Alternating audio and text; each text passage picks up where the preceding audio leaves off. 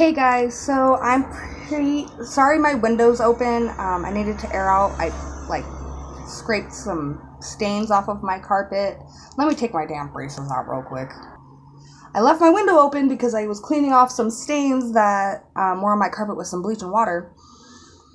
I wanted to talk about I'm pre-recording this, so that way I can just edit it and upload it tomorrow if I have my editing software. If not, then it's obviously not edited. Anyways, I am Michaela. I'm Michaela Thomas Granley. I don't have a one legal last name. I have two legal last names. And I'm from Nampa, Idaho. I am somebody who enjoys my dogs. My dog's right here. Let me show you guys. Say hi, Bean. Say hi. Say hi. Yeah. This is Bean. This is my baby, my pride and joy. I love him very much. He is a terrier Chiweenie, and I got him from a family member. Oh, come on. You're going to see my keyboard probably. There we go. And I have two dogs. I have him and I have my boyfriend's dog, Baby Girl. So we got Beanie and we got Baby. And she is mini Aussie. And she is also a mix between Pomeranian. She's the most adorable thing ever. And if you follow me on social media like Instagram or you're on my Facebook page, then you'll see pictures of her. I'm going to start off with saying I am a smoker, so the cuts you see in this video are probably cuts, if there is any cuts, like pauses, because I am smoking a cigarette. I am trying to quit, but I haven't found anything that really works for me yet. I do have the Invisalign trays, and they have been working. This tooth used to be almost completely covering this tooth. This one hasn't moved too much, but they suck. They really do. I have little buttons on my teeth. Hopefully this doesn't change my speech too much, but I don't care. I have to wear them. But I love my animals. I've got two dogs, two cats. I have a white cat. She has got a brown eye and a blue eye. Her name is Missy. Then I have a black cat named Pris, and she's got gold eyes. I live with my boyfriend and his mother. I grew up in Boise. I went through a lot as a kid, and I get told to this day that for a 21, 22-year-old, I'm pretty wise. And that's because growing up, I had to be an adult for most of my life. And I'm not trying to make my mom feel bad, because I know she watches my videos. But I have to let out the intimate parts of myself for you guys to get to know me better. And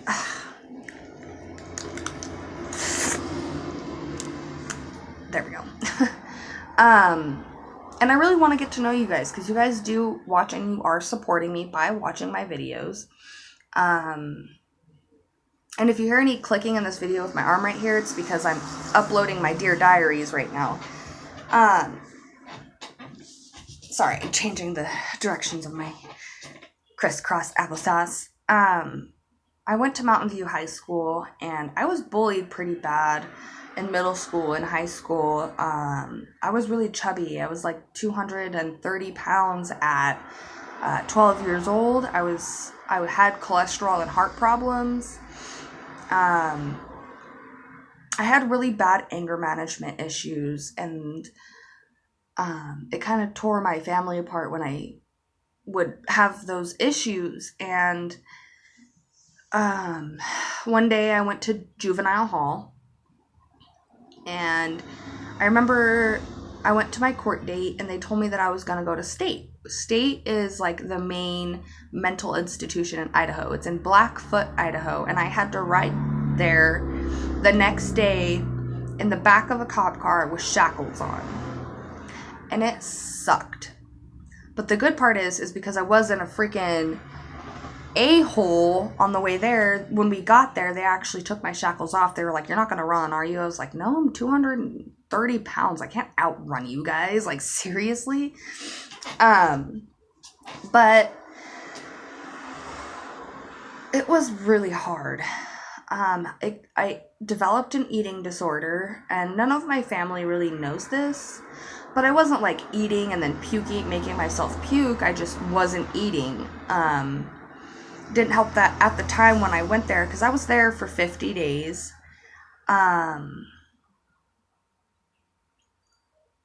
It's so hard to talk about. I'm sorry. I was there for 50 days, and I didn't get to see any of my family. Hardly at all. Only my aunt visited me. My mom had to go back down into Boise from Blackfoot after having me put in there. I was in there for my birthday, and it was the hardest thing ever. I was there 50 days, as I've said, and I went from 230 pounds in 50 days to 110 pounds and a size 0. Because I wasn't eating. And I would eat, but I would like throw it away. And I would over exercise. I'd go hiking, I'd go biking, I'd play volleyball, I'd run, I'd do crunches, anything I could do, because I was bullied so bad as a kid, even by my own dad. My mom never did. I remember one day I went to my dad's house because my parents were divorced. They divorced when I was about 2 years old. I was filling up a bowl of cereal, and I accidentally overfilled it with some milk. And my dad goes, "You don't even need that much. You're already fat enough as it is." And it has literally shaped my outlook on myself until this year, because I'm trying to become content with the way I am, because I'm not a size 0 anymore. I'm not 110 pounds anymore. And it's even harder because I suffer from depression, and I have a really bad outlook on myself already as it is. And then one time in school, I was walking down the hallway, and I got a heat blister on my chin. And a kid goes, "Hey, you got something on your face, Chubby Stubbs." And I got so pissed, I slammed his head into a locker. Sorry, I was almost crying. And it was,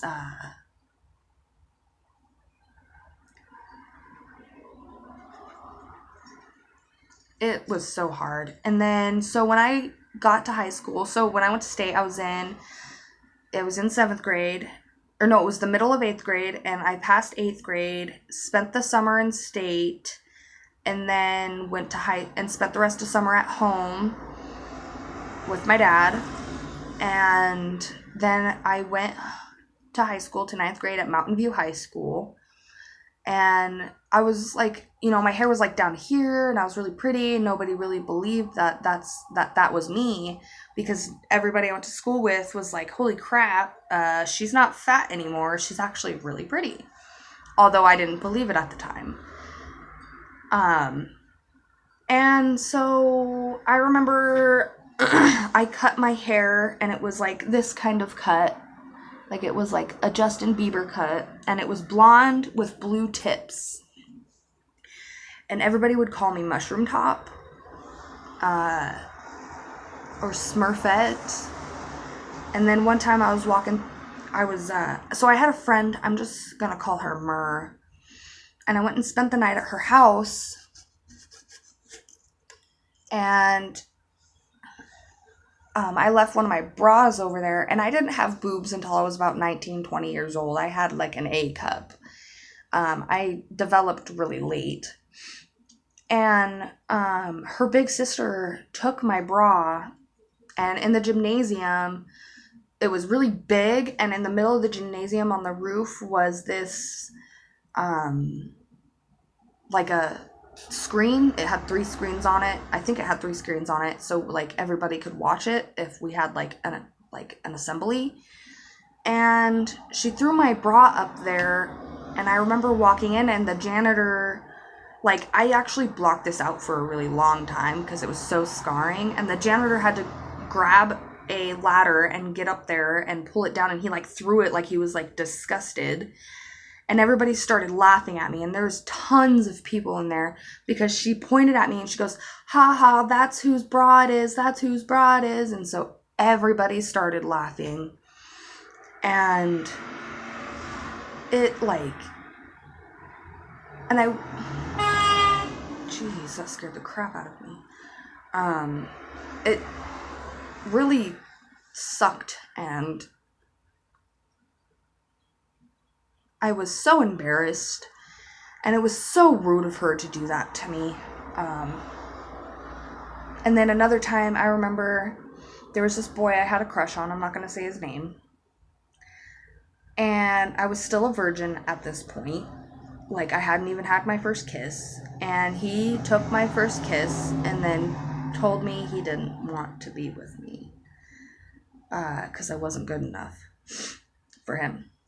So, yeah. And then I remember people thinking that because of that, everybody called me like slut and just mean names. I'm not going to name them off because I'm sure you guys can imagine I was called every name in the book. And guys started saying they were sleeping with me and they were doing all this stuff with me. When I had a boyfriend, my first boyfriend, we're going to call him Mott. And he actually was really screwed up. He really screwed me up. But that's how most first relationships are.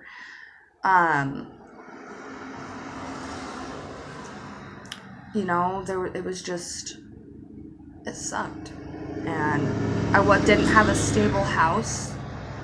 You know, I was always in my bedroom. I didn't get to go out and do anything. My mom never let me leave. I didn't get to go, like, I only got to stay at my friend Murr's house for, I can count on my hand, 5 times.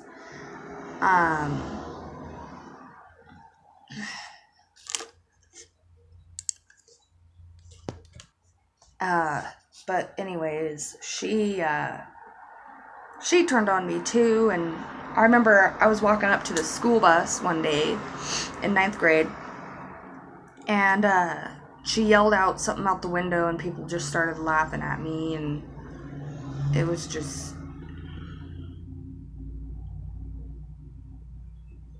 she was the one friend I had. I didn't have friends. I was a loner. I was the loner of the loners. I didn't fit in with the goths. I didn't fit in with the emo kids. I didn't fit in with the loners, with the geeks. I didn't fit in with anybody. I was all by myself. I remember I would have to go outside and eat on the patio of the backyard in my school because nobody wanted me to sit next to them. You know, I don't understand why I was bullied so bad. I didn't do anything to anybody, you know, and it affected me, and it still affects me. But now that I'm an adult and I kind of can shape my own perspective on things, you know, I wasn't as mature as I am now back then. But it really did affect me, and it really did hurt that back then, and it still hurts. It really sucks because I was judged for something I didn't even do or wasn't even doing. And yeah, my mom growing up, she wasn't always there. She was kind of doing her own thing. My dad chose drugs over me and my sister, and he walked out when I was fresh out of state, and kind of just gave up on us. And my stepdad and my mom, when they would fight, she'd take it out on me, and he was an alcoholic, and it gave me PTSD. I'm not going to talk about those experiences yet, just, because I can probably save those for future videos. If you guys want, let me know. Give this video a like if you want me to talk about more of my past. But that's just a little bit about myself and some things that I've been through. But if you are going through bullying, don't let what they say or do shape who you are, because it can shape you to be a very ugly person. Because I was a very ugly person, and if it weren't for Sean, I don't know where I'd be or what I would be doing, because it would probably not be something very legal and good, and I'd probably be a very bad person. Because high school is just the beginning. It's just chapter 1. It's not chapter 2, 3, 4. And you've got tons of chapters in your life. You've got hundreds of chapters in your life. And I'm starting a new one. And part of YouTube is part of my chapter 2. And I'm almost 22 years old, and I'm just freshly getting into chapter 2 of my life as I feel, but I really hope that you guys can relate, and that you guys don't let others get you down, because it's not okay for others to treat others like crap. And they say treat others as you want to be treated. So if somebody's bullying you, don't bully them back. Kill them with kindness, and always be prepared for the worst, but always, always, always hope for the best. And hope deeply for it, because the best will always happen. And if you stay a good person, good things will happen. Think of it this way. Back in the day, people would tell me that I was going to be a drug addict, and I was going to have 4 kids by the age of 20, and I was going to be a lowlife piece of crap and not have any of my shit together. Excuse my French. But look where I'm at. I'm almost 22 years old. I don't have kids. I do have fur babies. And I've got my life together. I've got a man that I love, a roof over my head, a bed to sleep on, and blankets to cover me up, and food to put in my mouth. And that is more than anything I could ask for. And I have a great mother-in-law who treats me like an angel. So, take those emotions that you are feeling now from being bullied or being mistreated or being abused, and take them and turn them into something successful, and do something with yourself. Because those people who are picking on you are going to become beggars on the side of the street asking for people's spare change.